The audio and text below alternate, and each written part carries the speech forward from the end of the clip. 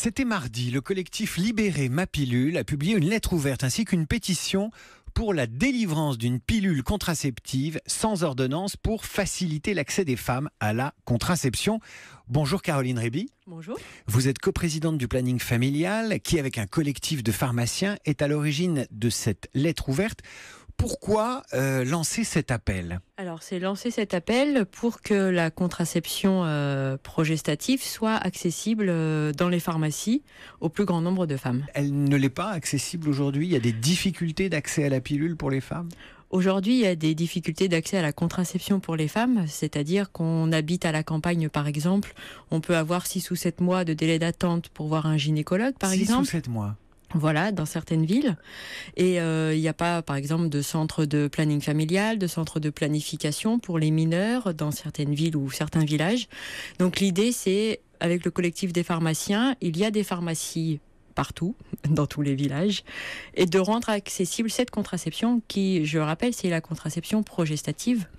Du coup, elle pourrait être délivrée facilement par ces pharmaciens-là. Qu'est-ce que vous appelez la contraception progestative ? C'est plus précis que la pilule dont on parle de façon générique ? Voilà, c'est-à-dire que il y a à la fois la pilule œstroprogestative, c'est-à-dire qui contient des œstrogènes et de la progestérone, qui aurait plus d'effets sur les accidents cardiovasculaires par exemple, et la pilule progestative, c'est celle qu'on donne en général pour les femmes de plus de 35 ans, fumeuses par exemple, pour les femmes qui allaitent aussi, donc elle est beaucoup moins dosée. Pourquoi il n'y a pas de gynécologue, d'obstétricien signataire de l'appel ? Ah, ça, c'est une bonne question.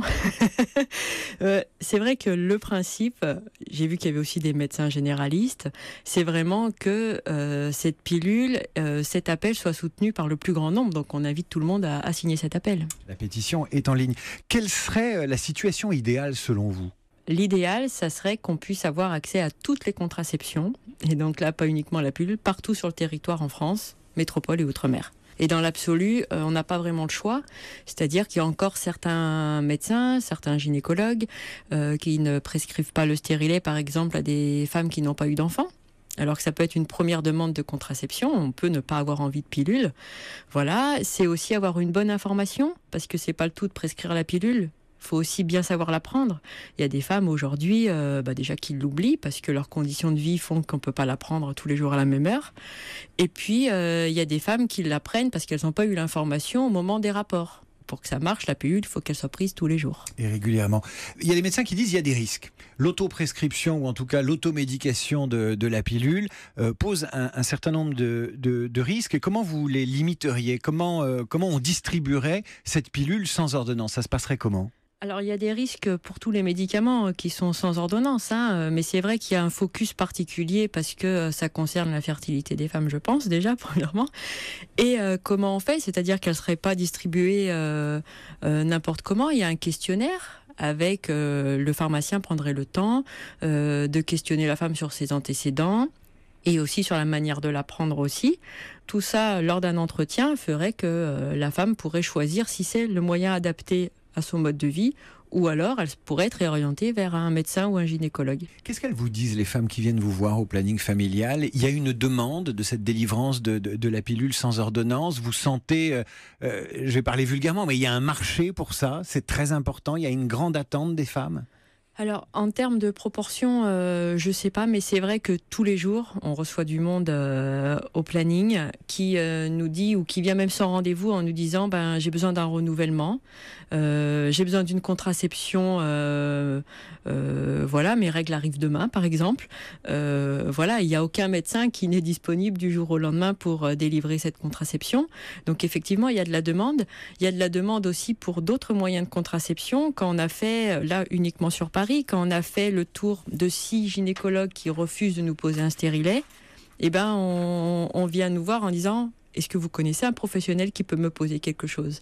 Il y a encore des gynécologues qui refusent de poser des stérilets ? Il y en a encore. Au nom de considérations techniques, médicales, idéologiques ? On va dire à la fois médicales et peut-être idéologiques. Vous n'avez pas eu d'enfant, c'est peut-être pas bon pour vous. Essayez la pilule et dans un deuxième temps, vous essayerez autre chose. Le tout, c'est d'être à l'écoute de la demande des femmes pour la contraception. Cette délivrance de la pilule progestative, sans ordonnance que vous appelez de vos voeux, Caroline Réby, est-ce que des systèmes comparables existent à l'étranger ? Ça existe en Russie par exemple, ça existe au Portugal, en Belgique. Pourquoi dans d'autres pays on peut y avoir accès et pas en France? Est-ce qu'il y a une explication culturelle au fait que la France soit moins permissive dans ce domaine-là que peuvent l'être certains pays d'Amérique du Sud, le Portugal et d'autres pays européens? C'est qu'on continue de vouloir contrôler d'une certaine forme le corps des femmes, sur la contraception, mais on le voit aussi sur l'avortement. De toute façon, dès qu'on parle contraception ou avortement, tout le monde réagit au quart de tour. Donc effectivement. Et puis là, on parle de pilules, mais c'est vraiment culturel pour le coup. Dans des pays du Nord, le stérilet est la première contraception délivrée, alors qu'en France, on est à 90% sur de la pilule. On aura par exemple l'injection en Amérique latine qui est beaucoup plus délivrée qu'en France et très peu connue en France, alors pourtant qui est accessible aussi. Alors vous avez choisi de lancer cet appel 50 ans après la légalisation de la pilule par Lucien Neuwirth. Vous avez choisi l'avant-premier tour de l'élection présidentielle. On n'a pas le droit de parler de politique aujourd'hui, mais vous avez bien un plan d'action de lobbying. Ça ne va pas se faire avant le deuxième tour et l'élection du président de la République. Comment les choses peuvent évoluer en France? Alors cet appel, il n'est pas lancé aux candidats, il est lancé d'abord aux laboratoires qui ont comme deadline le 8 mars 2018 pour demander cette autorisation de mise sur le marché à l'agence du médicament. Et puis l'objectif, c'est vraiment que ça soit repris par là où le futur ministre de la Santé par la suite pour que cette autorisation puisse voir le jour. Caroline Réby, merci d'avoir été avec nous ce matin, coprésidente du planning familial qui, avec un collectif de pharmaciens, est à l'origine de cet appel. Libérez ma pilule, c'est lancé en direction des laboratoires pharmaceutiques, mais ça concerne évidemment toutes les femmes et toute la société et les hommes aussi. Merci madame. Merci.